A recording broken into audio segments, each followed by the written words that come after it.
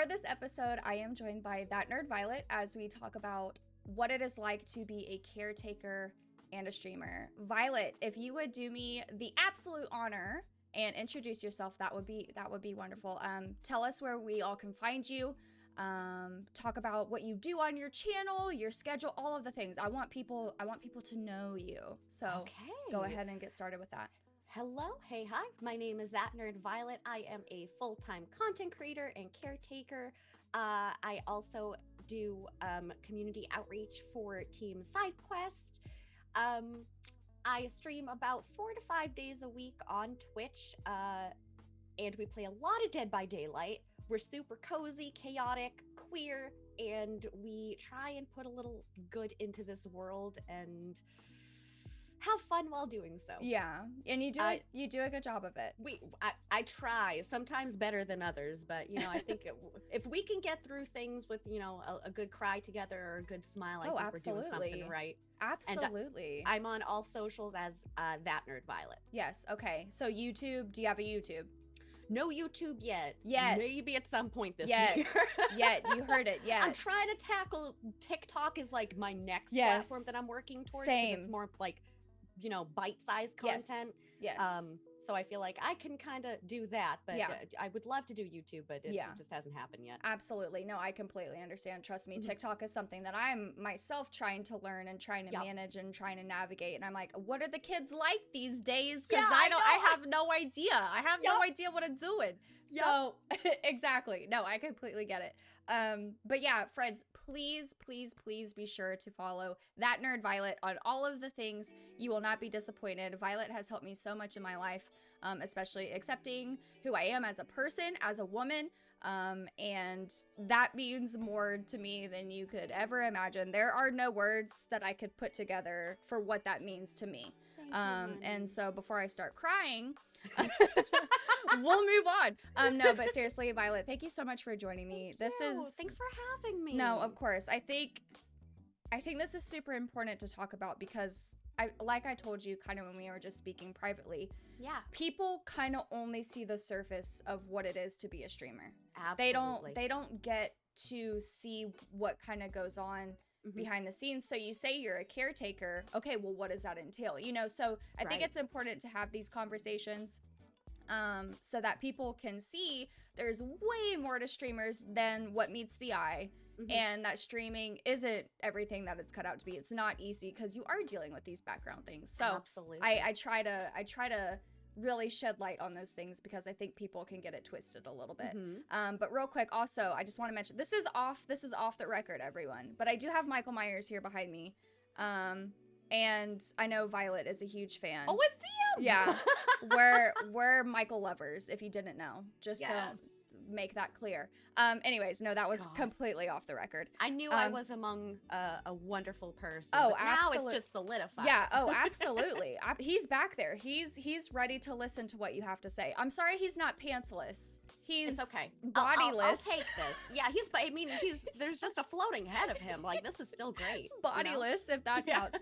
Anyways, okay. So I'm gonna start out with the first question, and essentially the first question is, what does a day-to-day look like for you? So you could kind of just go through your schedule if you want. You can be as surface level, or you can go as deep as you want to, whatever you want. What does a day-to-day look like for you?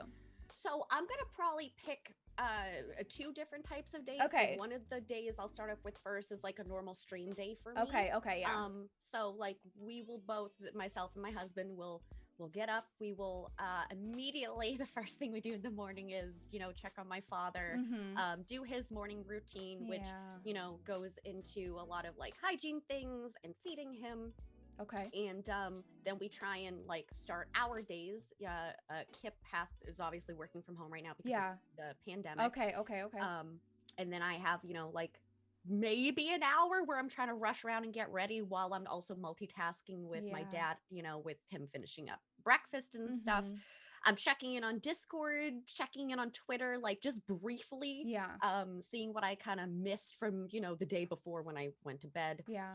I'll stream for like 4 to 5 hours. Every hour I do take a break to check in on my father.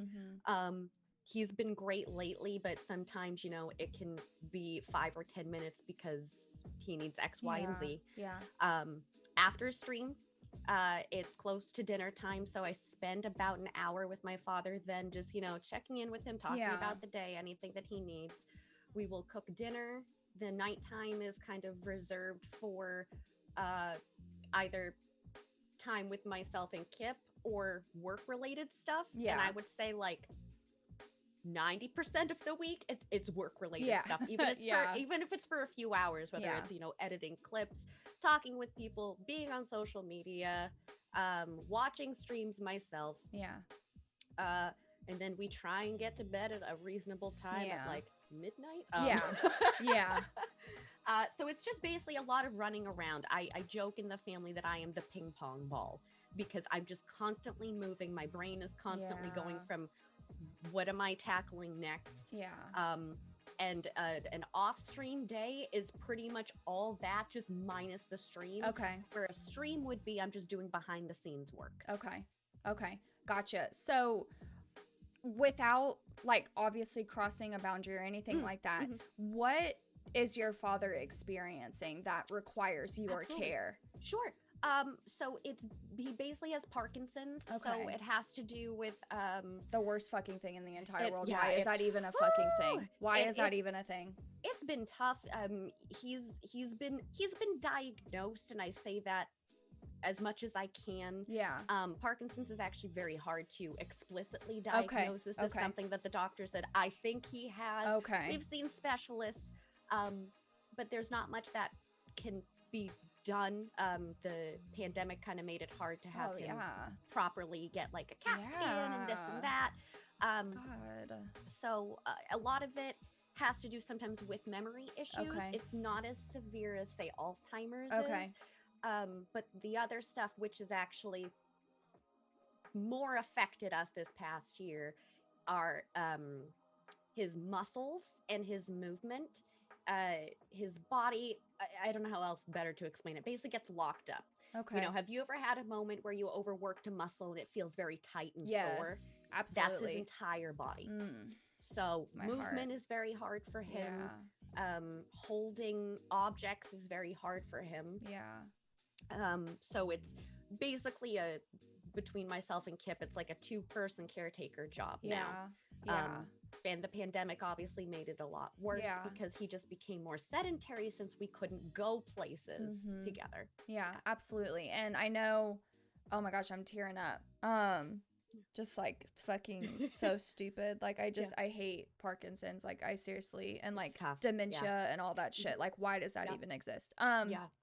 But I saw a tweet that you had posted about how your father's vaccine appointment had gotten canceled, or I can't remember the wording that you had used, but I can only imagine that having all of these list of things plus a pandemic plus you have to schedule for him to get a vaccine so that he can go back to living a normal-ish life. I can only imagine that pressure that you must feel. So I don't know if you want to elaborate on that or talk about it.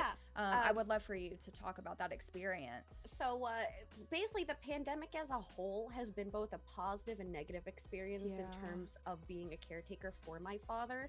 It's been good in the fact that he hasn't, once a month had to go to the doctor because they do the telehealth visits. And it's something that I believe too, that, folks, elderly folks, if they're in fairly good health, like, obviously my father has Parkinson's, but he doesn't need to be seen so often. And it's such a stress-inducing moment when we have to try and take him out of the house. Yeah.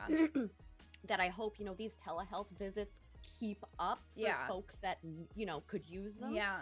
But in terms of the vaccine, the rollout in Massachusetts was not great. And they're opening up later this month, the general public, but everything has been booked. And they finally opened up some areas around us. So I said, let's do that. And then we heard on TV that they were doing a mobile vaccine unit, which I thought was amazing. I said, we don't have to leave. Somebody can come over the house and give him the vaccine. Like, that's amazing. Perfect. Yeah. And so I made a couple of phone calls, found out that we were not within the area to do so, and we had to contact our town. And I said, okay, well, I kind of figured that. Let me contact the town. And they basically said that they were no longer receiving the vaccines. And I went, it just happened. So what happened to the this doesn't make any sense. Yeah. So I said, all right, well, we're back to the drawing board, but it really affected me mentally because it was kind of that glimmer of hope of we can get this done. I know that my father will be safe. We Normalcy. won't have to, right. I won't have to worry about him having to go to the hospital because of this, at least, and we can get on with our other plans for the year, which involve, like selling this house and buying our own house and having my father move in with us. Just trying to do what we wanted to do in 2020 that we had to push off for a year. Absolutely. So I definitely got very down, and I think I'm still grieving and dealing with that. But, I take a couple of days, I kind of like cry it out. I say, all right, feel what you want to feel, and then we're getting back on the horse, and we'll see what else we can do. And this is why I admire you so much, and why I wanted to have this conversation was because you, to me, are a powerhouse. I know this about you. I know that you're a caretaker. I can only imagine what you go through behind the scenes. I can put myself in your shoes, empathy, make me sympathy. cry. No, this is why I look up to you so much, though, is because I know these things are happening in the background, because my parents are caretakers. My parents, my grandparents live in my parents' basement. So, and my parents care for my grandparents, and I know that throughout all of 2020, my dad was literally installed a camera in my grandparents' little pathway. And he was like, if I see you leaving this house, you are in trouble, because, the pandemic was super scary, especially for that age group, Yeah. So I know what my parents deal with my grandparents, and I have that empathy and that sympathy enough to put myself in your shoes. And so when I say that I look at you as just this powerhouse, this person, this such strong person, I mean it. I mean it, Thank you. And as someone who has a chronic illness, who deals with a lot of things in the background, God, why am I crying? Why am I emotional? I hate it. As someone who has a chronic illness, who deals with a lot of those things, but it's more self-related, it's so refreshing to see someone like you in this space, Thank you. conquer it, Yeah. So and we have our struggles, and that's something that I like talking about is my life is not perfect. If in fact I talk openly, some days, halftime during the week, it sucks. I'm crying. I'm crying on stream. I'm crying off stream. But we keep pushing, because that's what we got to do.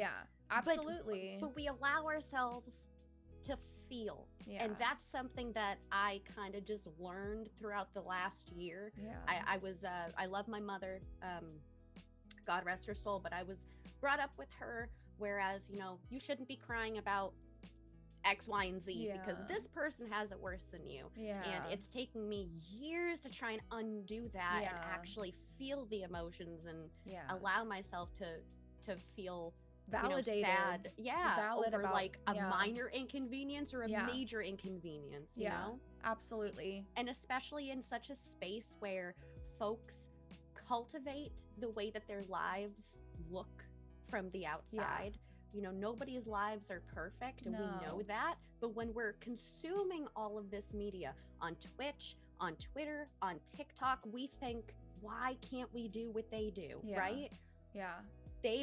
They cry, they break down. Oh, absolutely. They've got teams that are helping them, like a manager or an editor or something. Believe me, they're not doing it all. It just looks that way. Yeah, exactly. And that's why it's so important that we talk about these things on Motivational, because people do look at streaming or content creation or a content creator as just what they see on the surface. And it's not like that. There is so much more that goes on behind the scenes. And me personally, that's why I want to raise awareness on chronic illnesses. That's why I want to advocate for chronic illnesses, because it may look like I'm all put together here, but inside, I'm in pain every single day. There is not a day where I'm not in pain.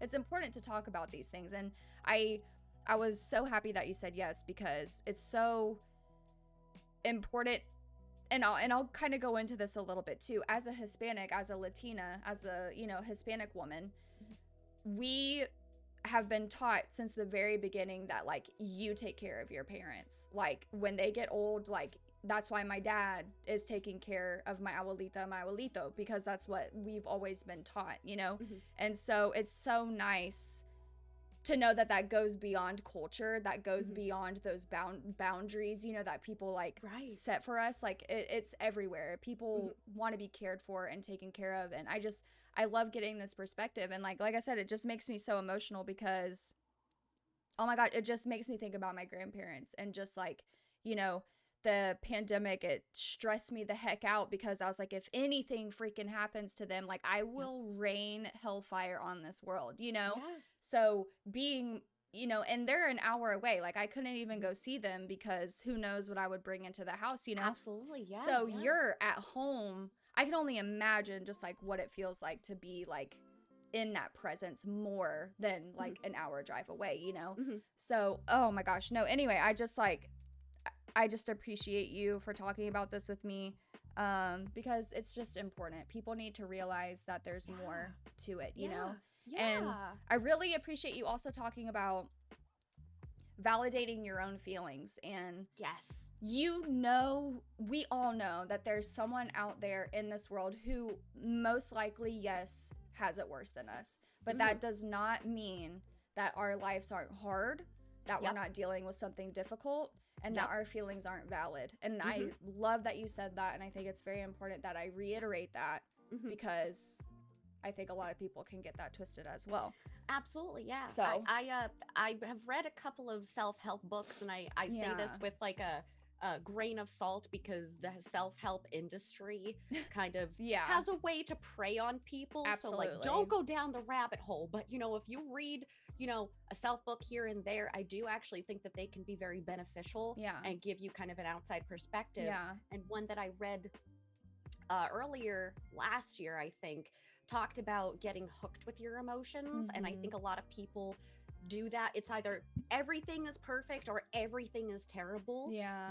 But, like life is a roller coaster, and you can have one part of your life that's really frustrating, but all of the other parts are really fulfilling. Yeah. And it's how to juggle those emotions, feel those emotions, balance them. Exactly. And then be like, how can we, I don't want to say maybe fix, but how can we move on from this feeling? Yeah, no, I love that.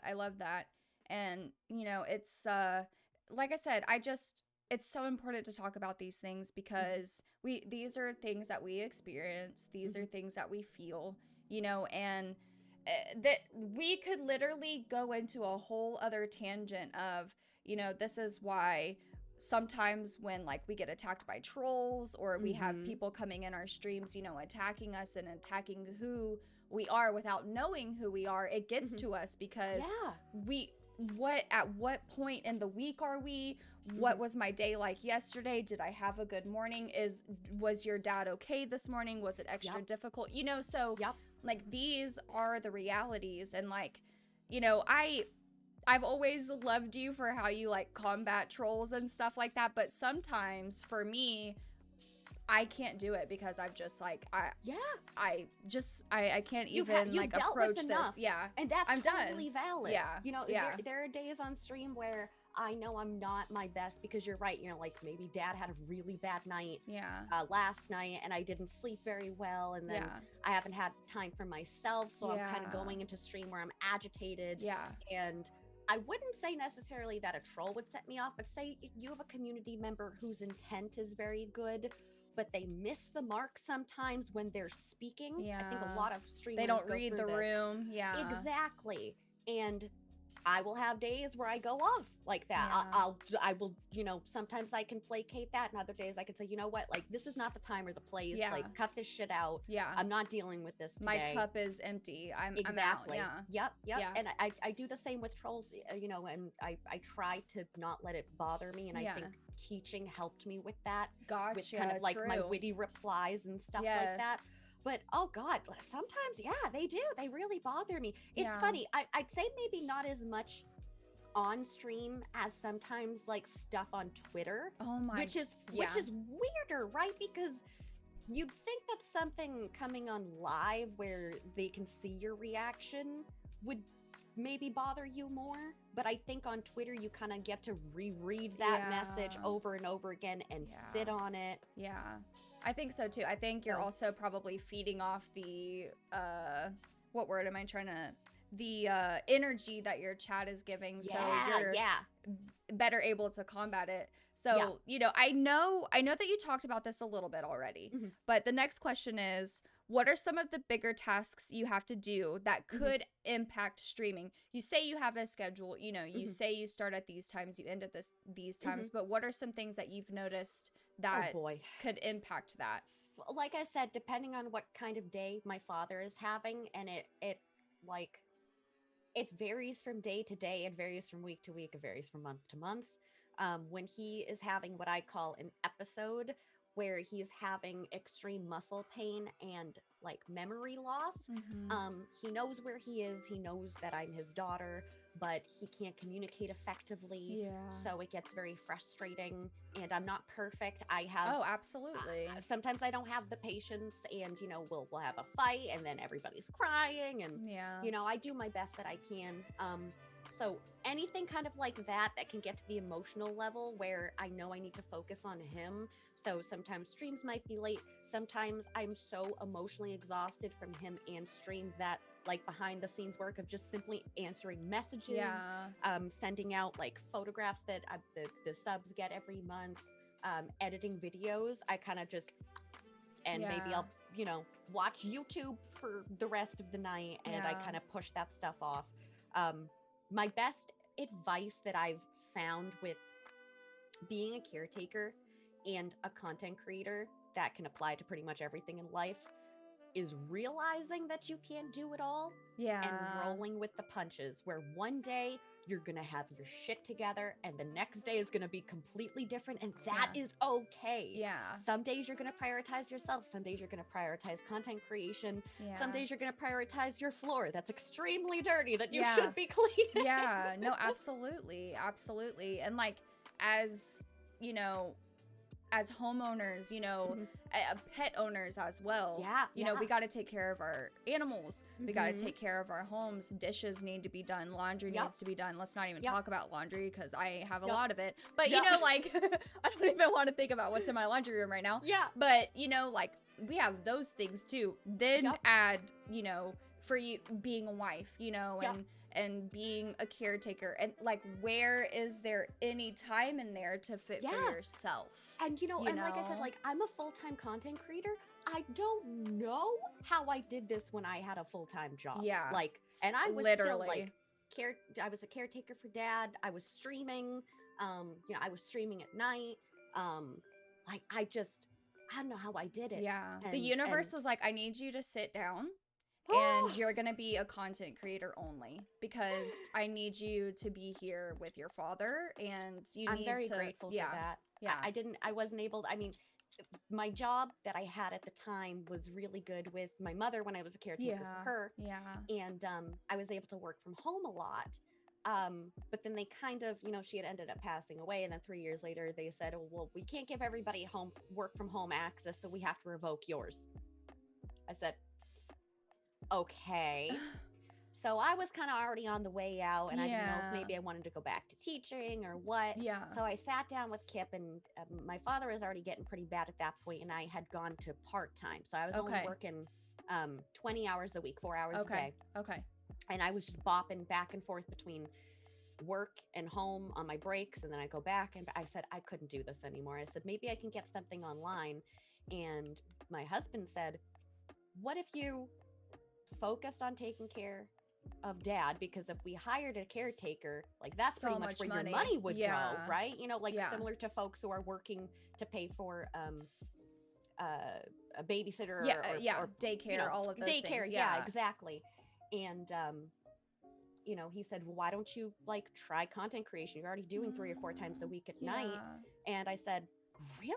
Like, they have always been great, but I was so shocked that they kind of gave me that opportunity of, you know what? Yeah, let me try this. Yeah. And then the pandemic happened. So with having Kip home, I switched to mornings because I used to only be a nighttime streamer. Yeah. And that's kind of when everything started to take off. Yeah. Yeah. Like and a couple of months after that, I got partnered. Yeah, no, absolutely. Yeah. Like what I'm telling you, it was like the universe was like, you are meant to be here, you know? Yeah. And like, I love those little validations, you know, of just like, you know, this is where you're meant like to be. This, yeah. All of the puzzle pieces just kind of fit. This was it. Yeah. And I'm so incredibly, obviously happy for you, obviously. But like, you know, that it really, as a person, as a woman who's like getting into her 30s and like, you know, is kind of stepping out of her job life as well, you know, it's very nice to see. It's very refreshing to see. And like, I'm sitting here tearing up just listening to you talk about this because like, Violet, how the fuck do you do it? Like, I'm literally just like, you're gonna make me cry. Like, I no, don't know. I honestly, the biggest thing that I think does suffer through it all has been the house and the day-to-day stuff. Like you were saying, like with laundry, girl. When's the last time? Our dirty floors, girl. Yeah. You know, like those are the things, you know, like the kitchen is a mess. Like I could be cleaning this, that, and the other thing. That's part of the reason why we want to sell the house. Yeah. Like there's too much stuff in here. Yeah. So that has been the part of my life throughout the last couple of years. I'd argue since my mom passed away, like we just couldn't keep up with it. Yeah. And you know, so that's, like I said, I'm not perfect, but yeah, I think you are. make it through. I think you are. I owe so much to my husband. I really do. You know, when we met, I had, you know, said to them at the time, I said, you know, listen, like this was before my father was diagnosed. Like he was still doing great. He could go out by himself and eat. Like he was fine. And I said, you know, if you want a relationship with me, you need to know how important my father is to me. I promised my mother that I would take care of him, and that means a lot. So here we are, almost, it'll be 5 years next month. That's so awesome. They my God. Like 5 years? 5 years together. Okay. 2 I was years like, married. Wait a second. Wait. Right? It's been 5 years since you've been 1.5 married. years married. Okay. Yeah, I was like, but no. 5 years since we've been together. That's awesome.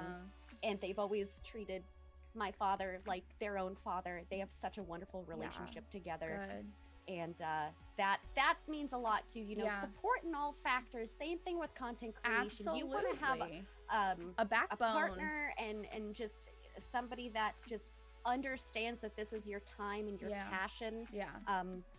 It's very something similar to what I saw when I was teaching, where the divorce rate for teachers was so high because of the time spent, you know, grading papers, doing all these extracurricular activities. Streaming is so similar. Content creation is just because you have so much time. Like folks, without telling you, are most likely doing 8 to 12 hours a day. Because I know I am. Oh, I know I am too. And if I'm only doing like a fraction of what they're doing, you know, but it's something that nobody ever talks about. No, and like if we could talk about even like the mental things, like okay, how do I stay relevant? What content can I put out that will allow people to come to my channel? What can I, you know, what charity stuff can I be doing? What, like literally the mental stuff too, that counts as work too, because you're constantly thinking about your next move.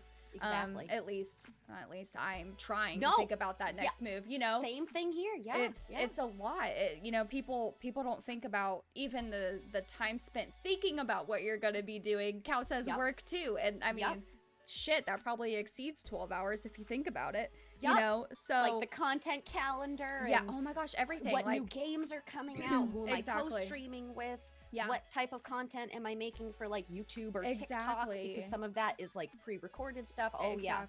Exactly. And you know, the one thing that I will say, and this is completely off the record as well, the one thing that I will say about TikTok is that it has been very easy to learn how to post on there. It's been very easy to sit down and record something really, really quick, like, and just put it up. So if that makes you excited for the platform in any way, shape, or form.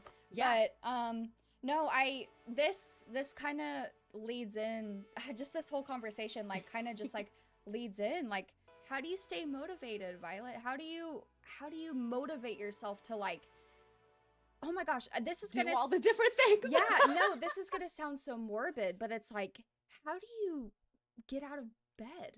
You know what I mean? Like, and like ready Some to days, just like, some days are harder, some days are easier than others. For me, I know other people do this too, and like I said, I'm not a therapist, and I wouldn't advise for this because we get into some issues with parasocial relationships. Yeah, absolutely. But with that being said, honestly, streaming, like the days that I stream, knowing that it is a place for folks to hang out when they are going through issues in their own lives, and we are that like outlet, place to get away. We're that place to talk about really incredibly important issues together, like commiserate, call out the bullshit. It's a pressure on me, but it's a good pressure. It's the motivating factor of I want to be there for my community. Let's go. And I get everything else done. In terms of like other things, you know, I go back and forth like with some days on Twitter, like I don't feel like being on there, so I'll post once, then I'll go away. You know, which is healthy in my opinion. Same thing with TikTok, where, you know, I'm like, okay, I have a backlog of videos like that, let's get these out, and then 5 days will go by and I say, okay, I need a break, I can't do any editing right now. Watching streams also motivates me too, because I'm seeing what other people are going through, what things they have coming up that could spur inspiration in my own self. Like I have like 3 of them, but like this is one of my notebooks that I have for, you know, just like ideas, like just note taking.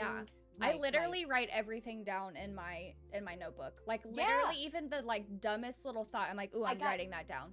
Everything, you know, like just so much. I'm like, is there a page I can show you? Just basically like different types of ideas, you know, like just like to-do lists and stuff like that. You know, just trying to get everything in your brain onto paper. And I know it fluctuates and it's different for everybody depending on what they have going on. And especially for those that work full time, because that's taking a big chunk of their energy and their time and their dedication and their creative juices. Because if you have a long work day, the last thing you want to do is try and be engaged with something else. Right? And yippee and woo. Exactly. And, when you've like literally worked all day. My sister-in-law, she's a streamer, but she is a dental hygienist. Oh wow. And she's talked about a lot how it is so hard for her to like switch from dental hygiene mode into stream mode, and she's a mother. So she wants to be a full-time content creator, but she knows that there's steps that she has to take in order to get there, you know? But like it's the same thing for you. You have a dog that counts as a kid in my opinion. Dog moms are real moms. And you have to take care of your father. I just like I wanted to ask, you know, how you stay motivated, because for an outsider looking in, I'm like, I would lose my brain. How do I do it? It's just kind of I got into the mindset when my mother, because I've talked about this kind of briefly before, but whatever makes you comfortable, Violet. My mother was diagnosed with lung cancer back in, oh my God, I can't even remember, like 2012, 2013. So we went through a couple of years of that. So that's when my caretaking prowess first started. And then when she passed away, you know, she had said to me, 2 things, like, number 1, take care of your father for me, and number 2, get him a dog. So I fulfilled both of my wishes.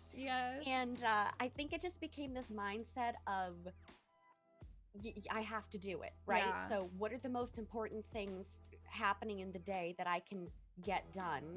And what can fall on the wayside? Okay, the dishes. Okay, I'm exhausted and I don't want to cook dinner tonight, so let's get Taco Bell, right? Like, I'm not perfect. I'm not cooking like 7 days a week. If anything, sometimes, you know, we got that stuff in the fridge that I'm like, okay, that was supposed to be leftovers, but it's been a week. We're gonna have to throw that out now. Exactly. So it's just like, how can we get through the day? And what are the ways that we can do so that are the easiest on us? You know? I read this thing on Twitter like a couple of weeks ago talking about trying to get through like tasks throughout the day and talking about somebody that said, to get the dishes clean, I have to run the dishwasher twice. And their therapist responded something like, okay, so wash the dishes twice. And it was like this whole eye-opening experience. So I'll say, like, if we plan for dinner and we can't do that, Taco Bell. If that's going to take away stress for you, and you're eating something, right? Maybe you haven't eaten the whole day. Baby, get the Taco Bell, you know? Get the chalupa. Yeah. Yep. No, absolutely. I agree with that. And like, this also kind of sprinkles into chronic illness. I'm sorry if I keep harping on it, but please. I feel like that's a way that I can relate to you in some way, shape, or form because like I said, I'm a lot of the things like line up. They're very similar. Yes, very absolutely. Similar. Yeah. I'm a caretaker to my own body because my body wants to attack me every day, Right, and it's like, there are some days where I just cannot, and I'm not going to either, because my health and my emotional stability means more to me than the pile of dishes in the sink or, whatever. And do you know how incredible that is? Do you know how incredible that is? I mean it, because some other people would push themselves and they would get to the point where they would hurt themselves because they are trying to do some task like the dishes.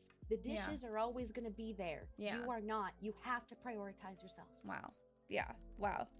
Slap me in the face with emotion and truth and truth. I just got called out live. I've just realized that because prior to diagnosis, I was very pushy on myself, like working out 6 days a week in the gym, like for 4 hours a day, like an athlete, all of those things. And like now my life has done a 180. I can't be that anymore, or I will hurt myself. And I have hurt myself, and I'm just really trying to like show myself grace. Lauren, aka Bubble Guts, that is the one thing that we've talked about, is just like, you have to show yourself grace.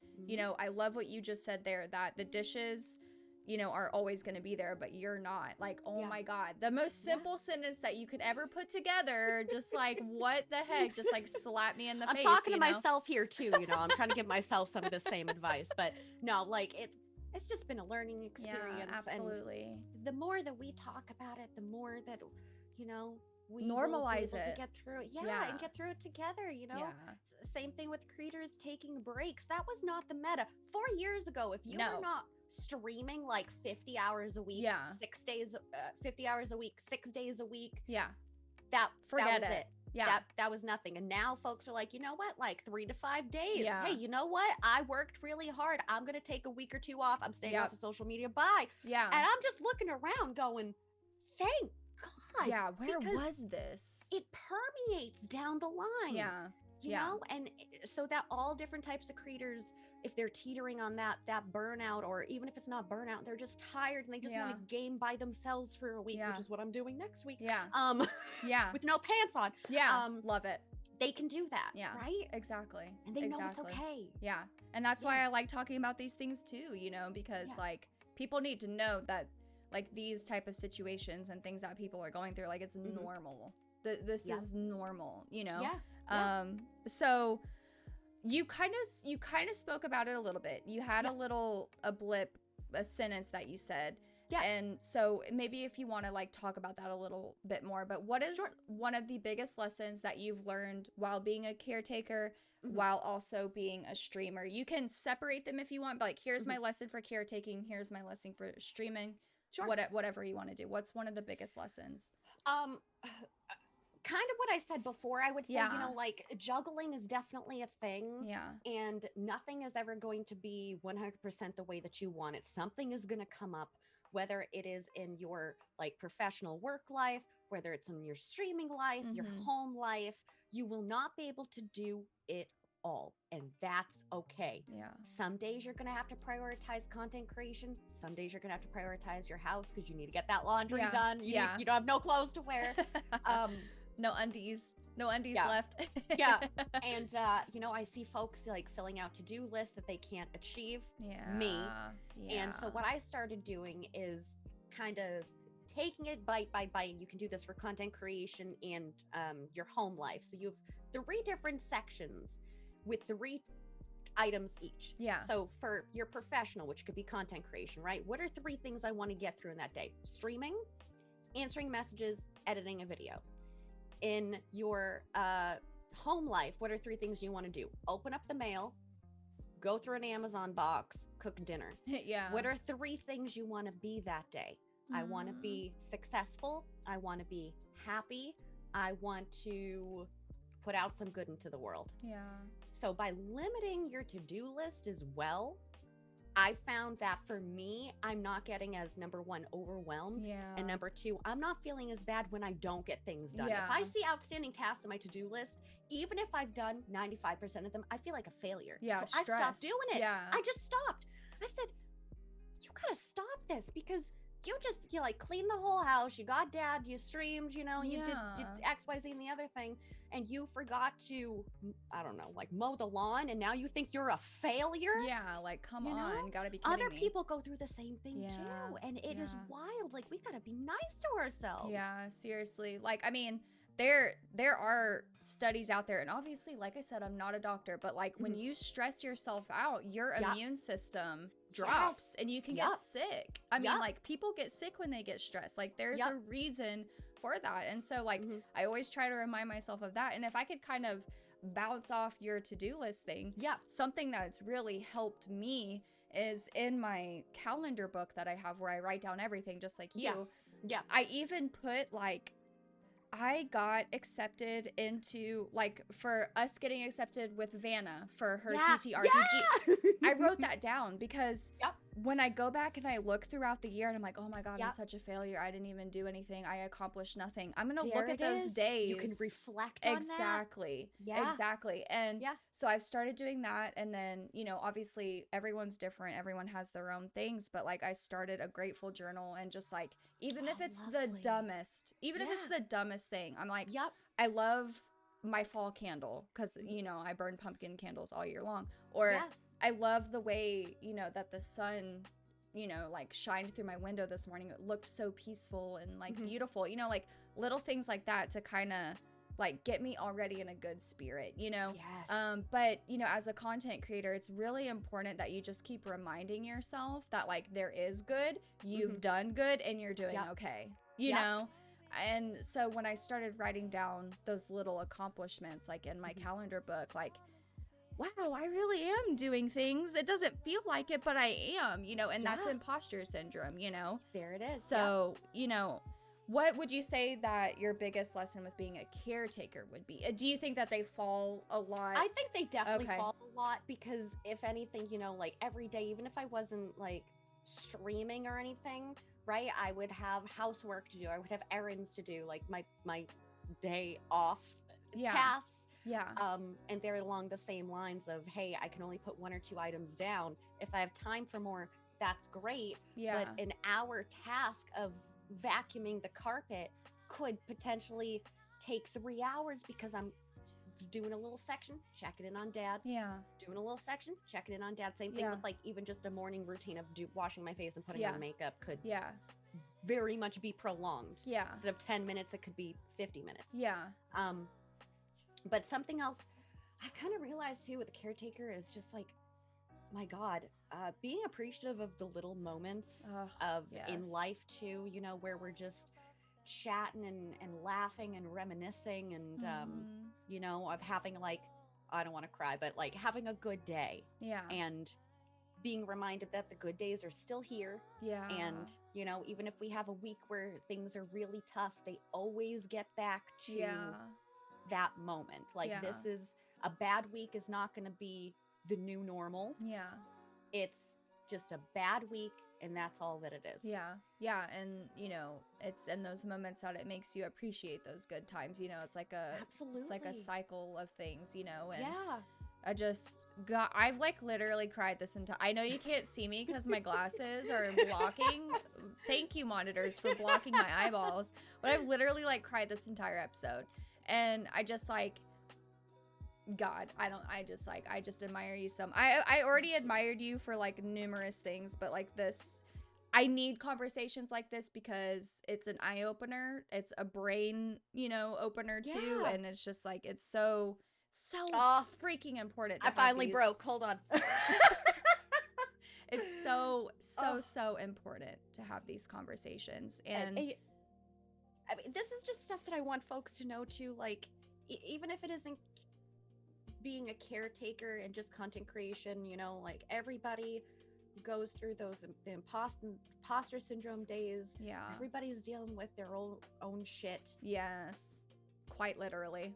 It's not you. There's nothing wrong with you. Yeah. It's how everything else is perceived on the internet. Yeah, absolutely. And like, that is something that I'm having to learn too, is, like, this person is not mad at you. Like, I've learned in therapy that, like, and I talked about this with anxiety, is that your thoughts are not facts. So what you're thinking is happening, it's not fact. This person, you think that this person is mad at you, but where are the facts that line up to support that? Yeah. Nowhere to be found. There's absolutely 0% chance that is true, you know? And so, we deal with that in content creation as well. And, I just like, there's so much light to be shed on this industry. And I think that as things continue to grow, that it's only going to get bigger. I mean, Valkyrie is playing freaking Among Us with Jimmy Fallon. Like, I mean, I saw that last night. I ran over to my husband and I said, look at this. Like, this is like beyond mainstream now. This is content creation now, Like, Valkyrie was in a music video, like, it's content creation is just going to continue to grow. In my opinion, it's just going to soar from here on out, especially now that the pandemic, like, people are starting to realize, like, this is what I want to be doing, and like claps to everybody. I think that these conversations are going to be more and more and more important, especially for the younger generations who want to do this, who think that surface level is all that it is, because it's not. So that kind of leads into my next question. Yeah. So if someone was having a hard time right now, Violet, like, it could be general, it can be streaming, you could do whatever you want. I usually just think of it as a general sense. Like, if someone was having a hard time right now, like, what would your overall advice be to them? Take a step back, from everything. See if you can really prioritize yourself, prioritize some self-care. Yeah. Have you pushed off something that you've been wanting to do, like buying a candle, taking a bubble bath, reading a book? Pause. Exactly. When have you done that? When's the last time you've done that? I read a book. Yeah, I started Dune yesterday. Okay. So yeah, okay. I've been trying. Every Sunday I take my bubble bath. I got my candles here. Yeah. No, I've been getting so much better about good self-care, even knowing that it's probably feeding into, again, I'm not maybe editing a video. I'm staying off of Twitter. Yeah. So what? Yeah. You got tomorrow. Yeah. You can't do content creation if you're dead, Violet. I know. There it is. Exactly. If you're sick and like you're just miserable, you can't do it anyway. So you might as well take the time to rest and just move it to tomorrow. Yeah. Absolutely. Like the whole, the best way I can describe it, I know it's not relatable to just like women or those that identify as women, but if I say the girl boss mindset, do you know what I'm saying? Yeah. Like that I'm going to hustle until I die mindset because I need to, make this, make that. There's 24 hours in a day, so let's utilize them. Yeah.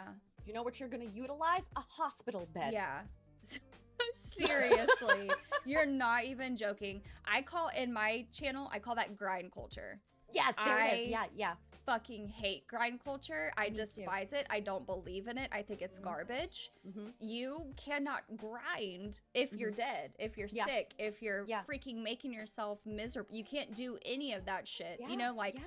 Like I said, you can't do content creation if you're dead. Yeah. Because you killed yourself, you ran yourself. I mean, not like, you know what I mean? Like, you literally just run yourself dry. Into the ground. Yeah. Absolutely. When I first started out with content creation, okay, time is a social construct. I like, let's say 4 years ago now. Yeah. Like, let's just make a number. Yeah. It was that, like I said, that meta of 40 hours a week, 6 days a week mindset.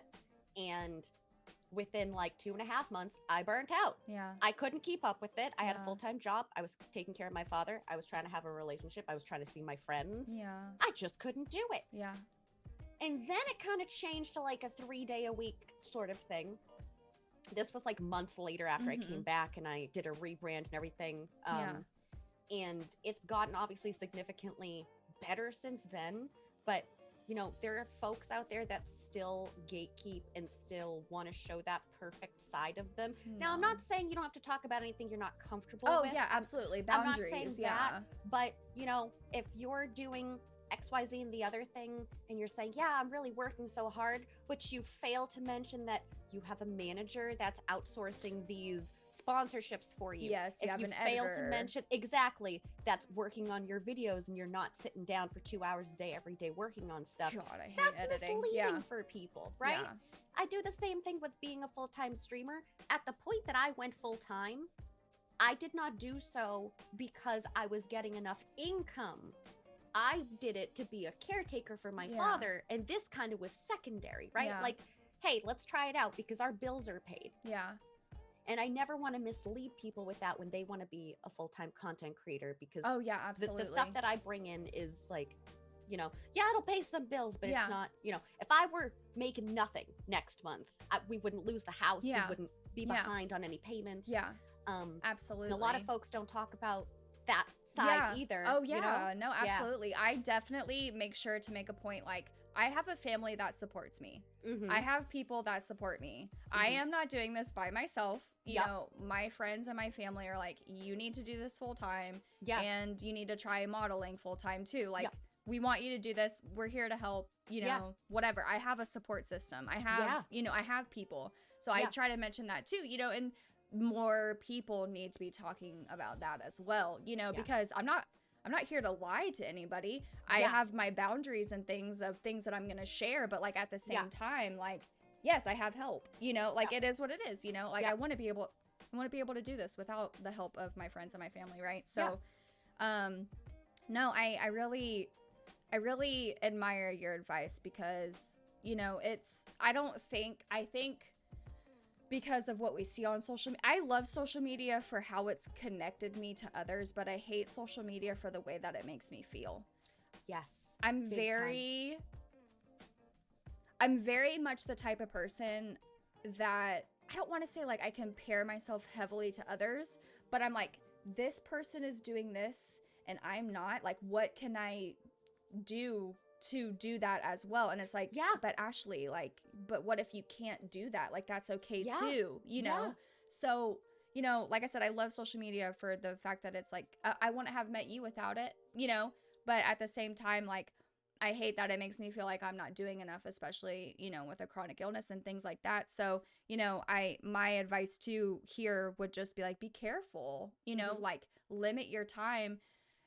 It's a balance. Streaming, content creation, you have to be relevant in certain situations and you have to make good content, but on the other side you have to like take care of your mental and emotional health, or you're gonna be garbage. You're literally gonna be garbage live on twitch.tv, you know what I mean? So I really like your advice of just like stopping.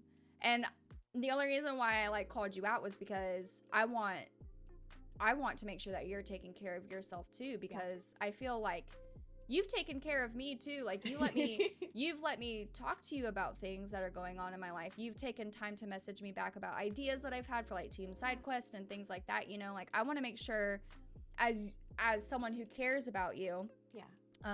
I would like to say that I'm your friend, but I would never do that. You are my friend. Okay. Goodness. Okay. I want to be honest here because you and I think it was Jamie, you were the first people that talked about parasocial, is that the word? Yeah, parasocial relationships. And it made me take a step back and like, I need to make sure that these people are okay with me calling them my friends because, you know, I don't want to cross any boundaries, you know, so that's why very respectful. Yeah, that's why I said if you want to consider me a friend, you know, I just wanted to make sure that I wasn't crossing a boundary. I consider you a friend. Okay, yay. I just want to make sure that I'm not crossing boundaries, you know, because parasocial relation, that's a new thing for me. I didn't even know what that was until Gosh. If you look into that, you go down a rabbit hole. Yeah. A lot of times scary. It is. Yeah. A lot of times it's talked about from the perspective of a viewer watching a stream or watching a video like on YouTube or Yeah. whatever, and them thinking that they have a friendship or a relationship with said person or people. Yeah. But the same thing conversely goes with streamers Yeah. to their communities. Yeah. I'm the type of person that I fall into this trap because, you know, if somebody doesn't come around anymore, I worry about them. I'm like, did Yeah. something happen to them? Are they okay? Yeah. And they might just be busy with Yeah. work, right? I'm not Yeah. thinking, oh my God, where's that sub money? No. I'm Yeah. like, are they okay? No, actually know? invested. Absolutely. Yeah, and I've done that before. Like I've reached out to people that, you know, if they aren't around for a few months, like, hey, just like checking in. I just want to make sure you're Yeah. okay. And like I said, it's the same thing of, Yeah. you know, sometimes I think that we have differing relationships than we actually have. Yeah. And it can be tough on both sides. Yeah, absolutely. Absolutely. So that's why I asked, because that was something new that I'm learning and I'm like realizing as an adult, you know, I'm like, oh my gosh, this is a thing that exists. These are, you know, the flags, whatever, blah, blah, blah, blah, blah. Yeah. So that's why I asked. But, you know, as your friend, yay, I just want to make sure that you're taking care of yourself, because we talk about this a lot on Motivational. It's a reoccurring thing, but like, you can't give from an empty cup. Exactly. When there's nothing there, there's nothing there, you know? And like, there's the spoon theory with, you know, chronic illness community, but it also can reflect in the normal community, you know, non-disabled community as well, that, you know, you have a certain number of spoons each day, and each activity, you know, takes away a spoon. Takes it, yeah. And like, how many spoons do you have left? Because that's what you're gonna get to spill over into the next day, you know? And there are days I just have nothing left. I have nothing left. And Violet and I actually talked about this prior to starting. We're both taking a break. I know you're taking a break next week. Mine is the week after. And I am... I tweeted about this. I said, content creators, the biggest advice that I can give you is to schedule time off every quarter. So every 4 months, schedule time off. Yep. Because that's what I've been doing. You don't feel bad about it. You're like, you know what? It's scheduled. It's there. The community already knows. It's not a surprise. It's not a surprise to anybody, not even me. I'm going to take it off. And so that's what I do. And I like look forward to it now, because I'm like, they know. I don't have to worry about anything. They already know that it's a break. They already know it exists. I don't have to do... And like, listen, I love my job. I love content creation. I want to be doing it if I didn't like it, but I am so excited to not do it for a few days. Just to have some time for you know, like absolutely. When we were in school, we would have a summer break, just looking forward to doing what you want with the day that's not necessarily structured. You know, you could be disengaged for 8 hours at a time. You can sleep in, you can have food, you know, all this great stuff. That's what I'm looking forward to. We're going to be looking for adding a member to our family. So my father and I are going to be sitting down and looking at some puppies on Oh my the God, I internet. thought you were talking about babies. Well, that's coming too, but like later. Yeah. I just got like, ooh, butterflies in my tummy. Oh my gosh, I want another dog so bad. But yeah, go ahead. We're just really excited. And I'm just looking forward to like that time, you know? And it's not that I don't love the community. They know that I do. I need to refill my cup. My cup is empty. Last couple of weeks with taxes and content creation and dad and the vaccine, like exactly what you said, you know, like I am just empty right now. You have no more spoons. What can I do to refill my cup? You know, like I took a couple of days off this week. You know, I have a couple of days where I'm streaming later in the week, and then I got the 6 days, and I just want to relax, you know? Like, I need that. I need some time to myself. So we could relate this conversation, like, in an advice way, is just, like, take that time.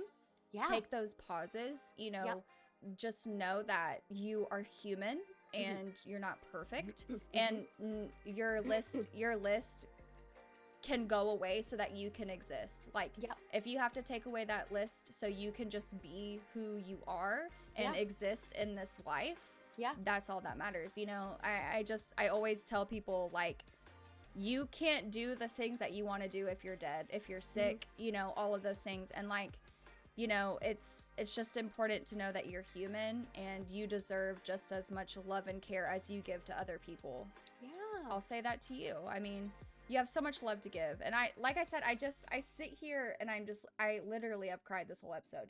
And I'm just like, how the fuck does she do that? And like, this isn't to make you feel bad, but I'm like, oh my God, like, holy shit. Like, oh my God, she does all of this and she's a caretaker and I can't even fucking function some days because of my chronic illness. I invalidated myself for like half a second, but you know, like I'm the same way. This is why I need to schedule time off. You know, this is why some weeks, like, I'm pulling 12-hour days with, you know, just doing behind the scenes stream stuff. And then guess what? The next week, I don't answer messages for 5 days. Yeah. Like, you know, obviously, if something's like super important, I have to get to it. But if somebody is just kind of like shooting the shit with me, you know, it has to wait. Yeah, absolutely. Because I just can't handle it. I can't put one more thing on my plate. Yeah. And, you know, I talk about this too. Like, all of this shit, it could go away at any time. Yeah. It can go away at any fucking time. But you have to make sure that you're still grounded, you know? So, I say that too. I think that's a really important thing to do. But, you know, I appreciate your advice and I appreciate you coming onto the show once again. Appreciate you. Thank you. Thank you. And once again, I would love if you would do me the honor of introducing yourself one more time, letting people know where they can find you and all of the good stuff. All of the good stuff. One more time. Hey, hi, hello. My name is ThatNerdViolet. I am a full-time content creator and caretaker. I stream 4 to 5 days on Twitch, mostly Dead by Daylight, but some variety content sprinkled in. Super queer, super awesome, super chaotic. And you can find me on all social media at ThatNerdViolet. Yes. No, I love it. And I would like to say a very big happy first time International Asexuality Day. Yes! I think it's the first one ever. And as someone who falls under the asexual spectrum, I'm very happy to share this moment with someone who, like you, who is very queer and proud, and with the community, obviously, of course. But no, thank you so much for coming on. I really do appreciate it. I love you so much. I love you. Yay. Wait, cheers. Cheers one more time. Yeah, cheers. Yeah, cheers to us, baby. Wrong. Both cameras. Both cameras. I love it. I love it so much. Oh, I ended stream on accident. Hold on. Oh, don't go anywhere. Okay. Don't go anywhere. Don't move. Don't go anywhere. Don't go anywhere. Be right back. Of course, I pressed the wrong button.